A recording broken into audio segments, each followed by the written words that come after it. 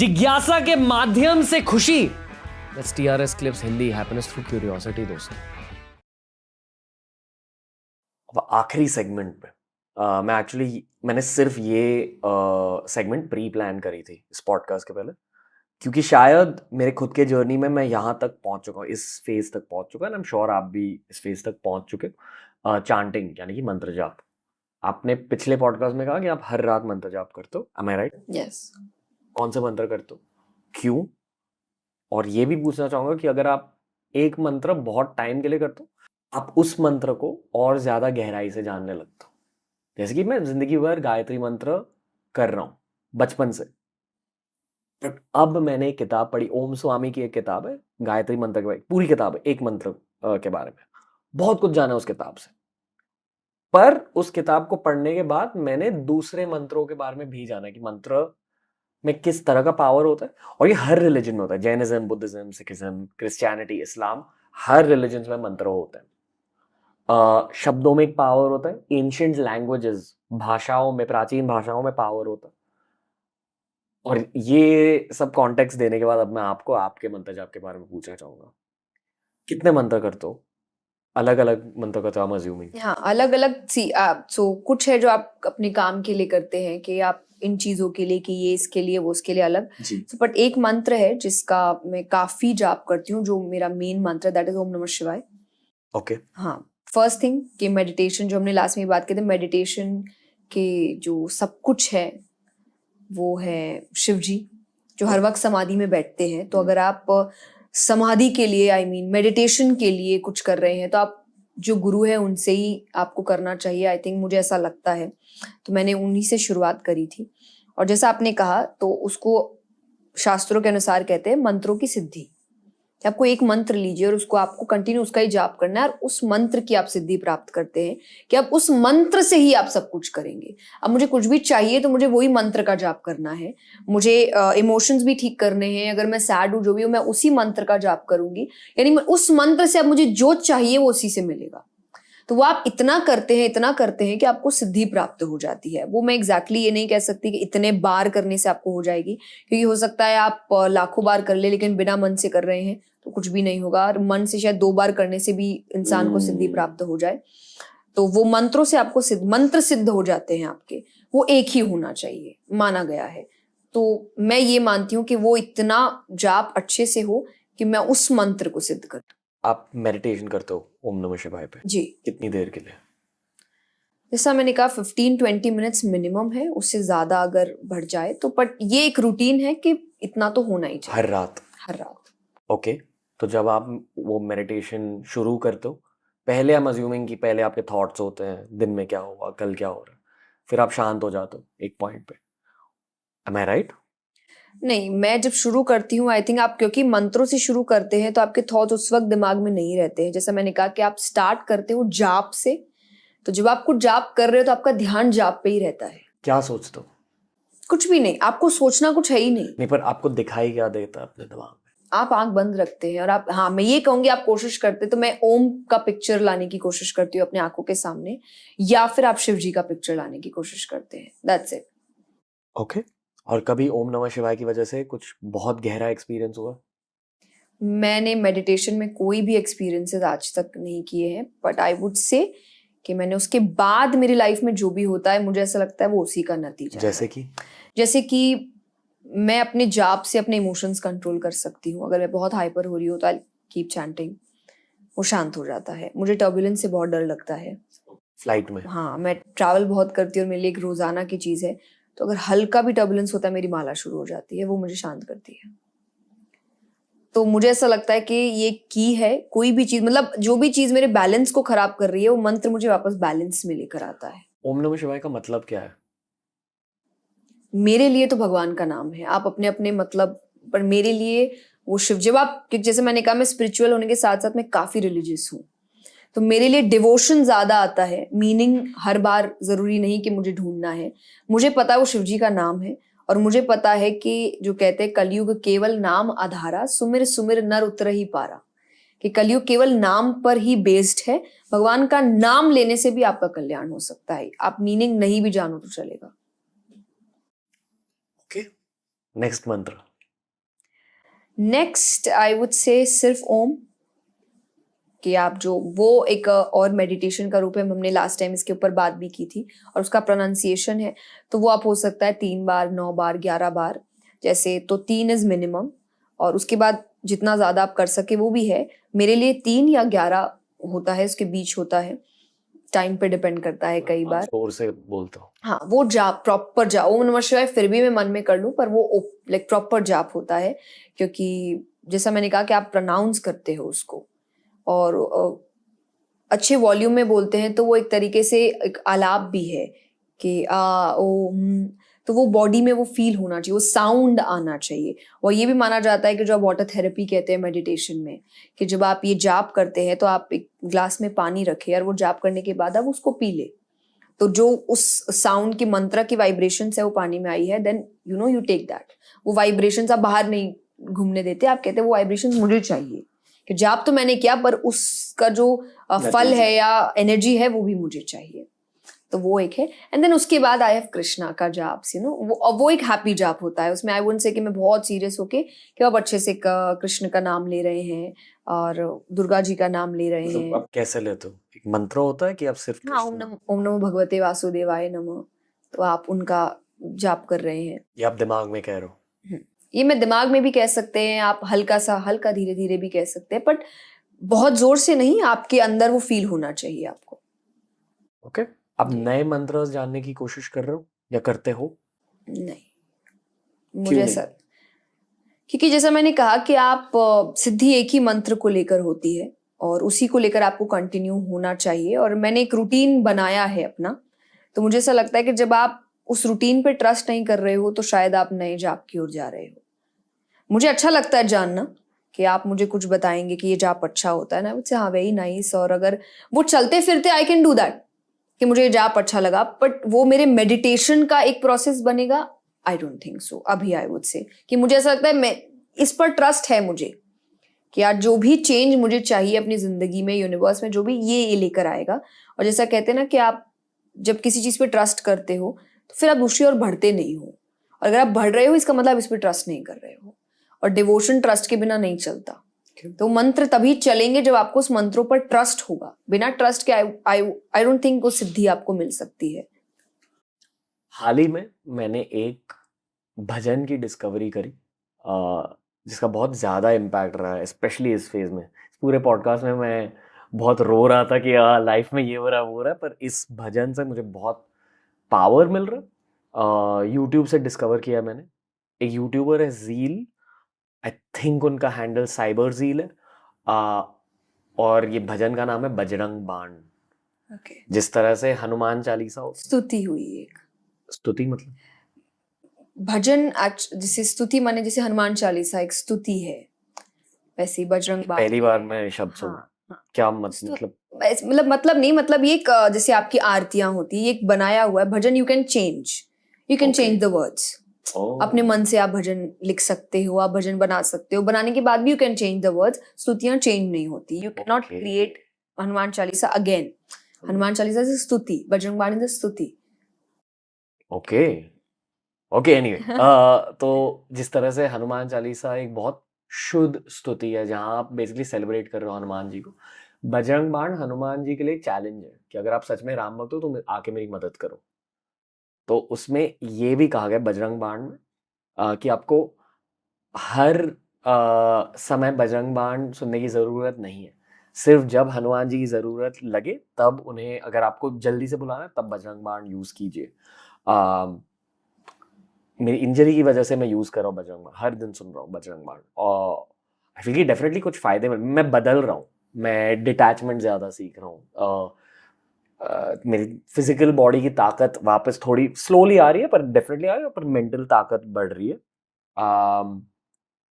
पर इसके अलावा हाल ही में राजर्षि नंदी सर की वजह से, जिन्होंने हमें तंत्र के पॉडकास्ट दिए, उनसे मैंने कुछ तांत्रिक मंत्रों के बारे में सीखा। आप जानना चाहोगे? नॉलेज के लिए बिल्कुल। ओके। तांत्रिक मंत्रों में जैसे ओम एक शब्द होता है जिसमें फ्रीक्वेंसी होती है, उसी तरह सनातन धर्म में कुछ ऐसे शब्द होते हैं जिनमें एक अलग तरह की फ्रीक्वेंसी। मैं कुछ बोलूंगा, फिर आप ये कहो कि आपको क्या महसूस होता है। ये एक्चुअली ओम है, जिसका जैसे मैं कहती हूँ जाप करती हूँ, यही है। तो जब आप इसको पूरी तरीके से जाप करते हैं, दैट इज दिस। पर आपको महसूस क्या हुआ? आई थिंक मेरा मेडिटेशन प्रोसेस मुझे याद आता है इसको सुन के। अब मैं एक तांत्रिक मंत्र कहूंगा, ठीक है। ओम ह्रीम बटुकाय आपदुधारणाय कुरु कुरु बटुकाय ह्रीम। आई फील कि ह्रीम एक तीर होती है मंत्र के लिए। एज ना मंत्र को एक तीर पर अटैच करो और वो तीर छोड़ रहे हो। आई फील कि मैं इंटुइटिवली कह रहा हूँ।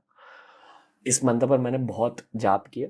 बेसिकली कहते हैं कि जिस तरह से कृष्ण भगवान विष्णु जी के अवतार हैं, या राम जी विष्णु भगवान के अवतार, उसी तरह शिव जी के भी कुछ अवतार होते हैं। और कुछ लोग मानते हैं कि हनुमान जी शिव जी के एक अवतार है।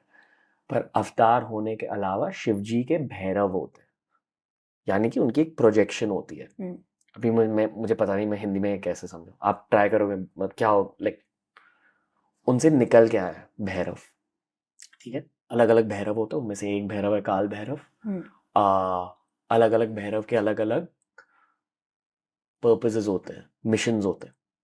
पर सारे भैरव एक भैरव की वर्शिप करते हैं जिसका नाम है बटुक भैरव। जिस तरह से कृष्णा का एक बाल कृष्ण रूप होता है, उसी तरह शिव जी का एक बाल शिव रूप है। और उस बाल शिव रूप को आप बटुक भैरव मान सकते हो।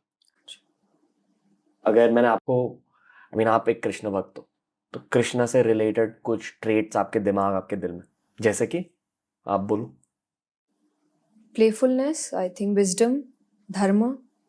पर अगर मैंने आर्ट, बाल कृष्ण की बात करी, प्लेफुलनेस, एंजॉयमेंट, लव। लव। या अभी शिव जी के कुछ ट्रेट्स बताइए। मेडिटेशन, एंड, अंत, क्योंकि वो मृत्यु है। लव, बिकॉज ऑफ सती माता और Parvati ji, I think epitome of love. अभी बाल शिव के बारे में कुछ बताइए आपके अकॉर्डिंग।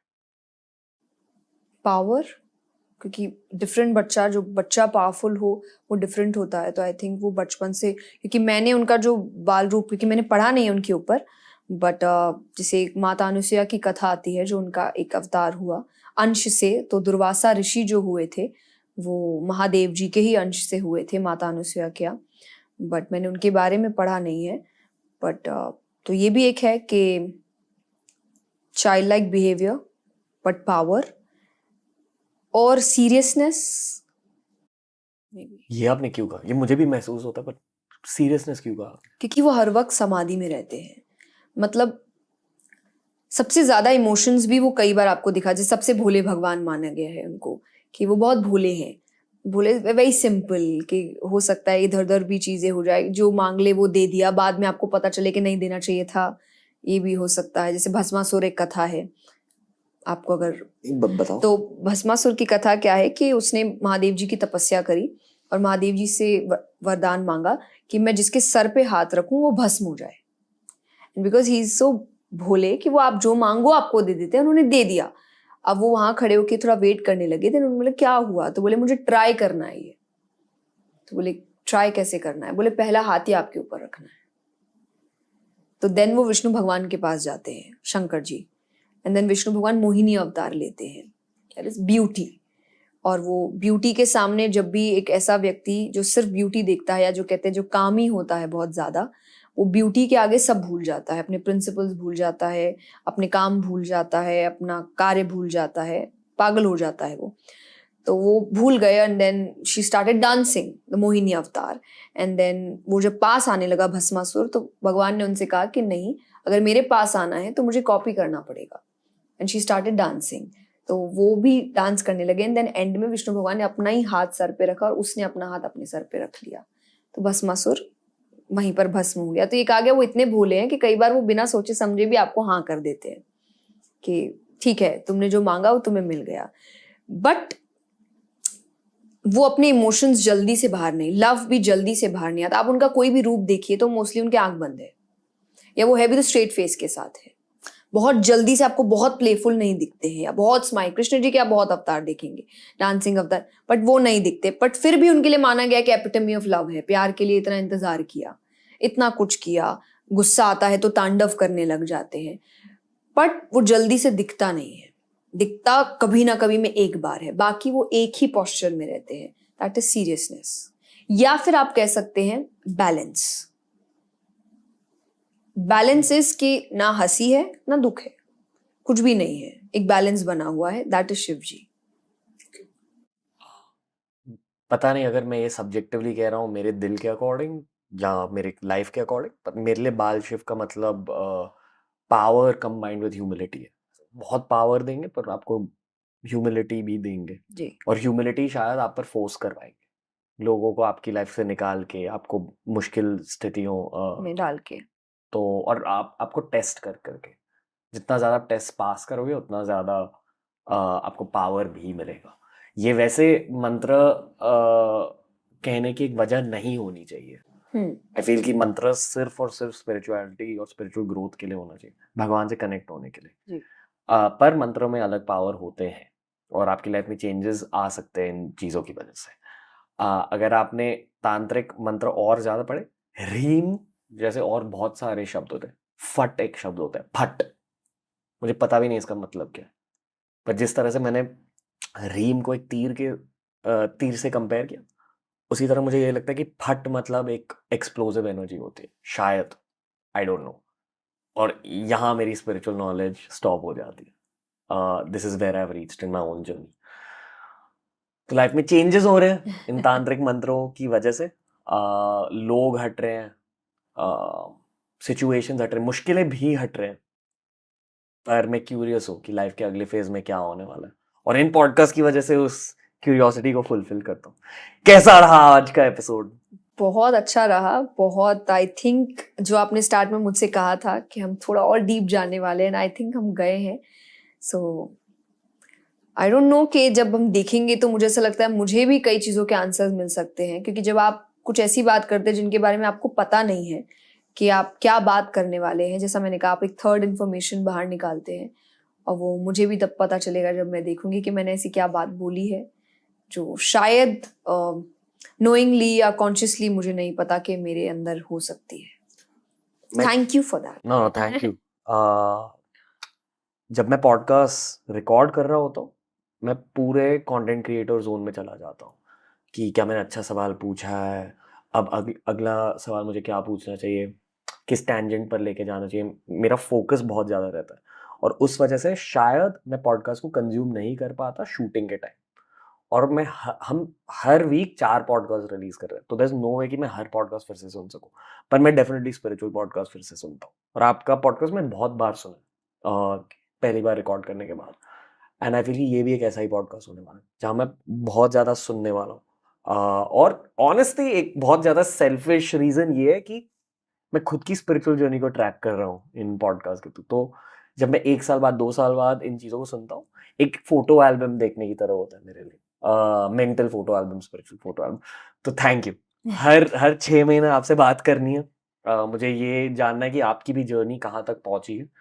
शायद एंड में मैं आपसे ये सवाल पूछना चाहूँगा कि आपकी जर्नी कहाँ तक पहुंची है वैसे, कब नेक्स्ट स्पिरिचुअल जर्नी के बारे में बात करो, आप नेक्स्ट क्या जानना चाह रहे हो या किस तरह से ग्रो करना चाह रहे हो? टू बी वेरी ऑनेस्ट, सी मुझे ऐसा लगता है इमोशन वाइज काफ़ी मेरी जर्नी प्रोग्रेस ले चुकी है कि बाहरी तौर से आपको कैसे बिहेव करना है, रहना है, या अंदरूनी तौर से भी अपने थॉट्स को कैसे बैलेंस आउट करना है, कब क्या होना चाहिए, ये काफ़ी मैंने सीख लिया। अब मुझे ऐसा लगता है मुझे जो कनेक्ट डिवाइन पावर से होता है वो मुझे करने का बहुत मन है, कि अब मुझे, आप कहते हैं ना कि सपनों में आंसर्स नहीं चाहिए या सिचुएशंस में आंसर्स नहीं चाहिए, मुझे डायरेक्ट आंसर्स चाहिए। ड्रीम। शायद शायद, तंत्र की वजह यही होती है। हाँ हो सकता है। तो मुझे डायरेक्ट आंसर्स अब चाहिए कि आप एक डायरेक्ट कनेक्शन आपका हो, कैसे हो आई डोंट नो, शायद सिर्फ महसूस करने में भी हो चलेगा, सिर्फ एक्सपीरियंस करने में भी हो चलेगा, या डायरेक्टली आमना सामना भी हो तो चलेगा। बट ये आई थिंक एक नेक्स्ट स्टेप हो सकता है मेरी स्पिरिचुअल जर्नी का। लोग तंत्र शब्द से डरते हैं, बिना ये जान के कि जब आप पूजा कर रहे हो, जब आप एक दिया भी जला रहे हो, वो भी तंत्र होता है। I hope I'm right in saying this and I hope I'm not crossing a line in saying this, but I feel कि दुनिया भर में, स्पेशली भारत में, तंत्र की फिर से राइज हो रही है और लोग फिर से अभी जान रहे हैं कि तंत्र का असली मतलब क्या होता है। और मैंने इस पॉडकास्ट के थ्रू जाना है कि तंत्र का मतलब ये है कि आपकी स्पिरिचुअल जर्नी बहुत झट से प्रोग्रेस होने लगती है। हर फेज में, ह्यूमन हिस्ट्री के हर फेज में कुछ मंत्र, कुछ डेटीज का पावर ज़्यादा बन जाता है। और हमारे फेज में कृष्ण भगवान का पावर बहुत ज़्यादा है, क्योंकि इतने सारे लोग कृष्ण भगवान को मान रहे हैं। पॉडकास्ट के थ्रू मैंने जाना है कि अगर महाभारत सच में हुई थी, और मैं ये मानता हूँ कि हाँ महाभारत सच में हुई थी, उसकी डेटिंग रफली 3000 BC जितनी है, मतलब 5000 साल पहले। पर भारतवर्ष शायद लाख साल, 1-2 लाख साल पुराना है। मतलब 2 लाख माइनस 5000 ईयर्स में बहुत सारे डेटीज थे। कृष्ण भगवान जितने पावरफुल, बहुत सारे लोग थे, बहुत सारे एनर्जीज थे, पर अब कृष्ण भगवान का फेस चल रहा है।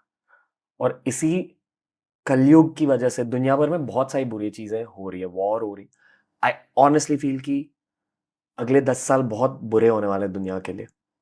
शायद बहुत सारे लोगों को तंत्र की जरूरत है, फास्ट स्पिरिचुअल प्रोग्रेस की जरूरत है।